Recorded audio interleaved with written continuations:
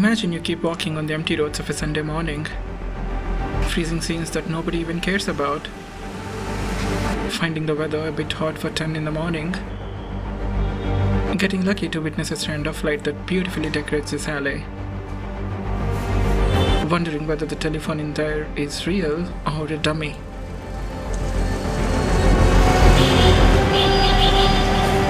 As you think of where to go from here, you find these framed photographs and scream in silent excitement. That's where, to Rajasthan, again. You take a city bus after many failed Uber attempts. You save 100, but waste more than 2 dozens of minutes. You reach a happening place full of moments. You find the white glow of this Samsung Opera House attractive. You look at this family who stop you for a few moments. You take a narrow lane that invites you in, and you continue your book buying spree. And some time after this, you get a phone call, and as if someone has flipped your day, everything changes, and changes fast.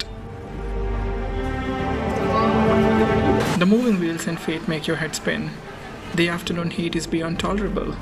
The same white walls of the opera house are now too bright, not just for your eyes, but for your taste. You have stayed at the same place for several minutes, doing the math to figure out when is the best time to leave. You're least bothered about the place you are in, or in the plans you have made. You're stricken with a sudden need to disappear. And you remind yourself that the only way to stop the thoughts is to set yourself in motion, so you walk. The unprescribed medicine for a lot of our problems, and you walk through unknown paths. As you do, you think of what has led you to where you are, and a lot of times, it's these silly little things that gain strength from days of ignorance of yours and others. And it isn't always bad people, but their bad decisions, and the ridiculous amount of tolerance they are granted.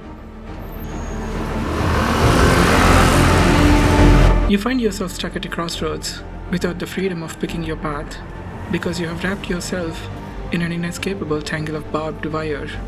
So if you move any bone in your body, the nails of the wretched thing would pierce deep into your flesh.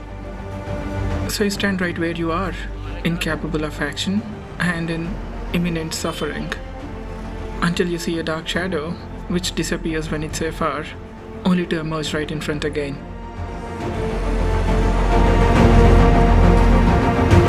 It carries with it another thought.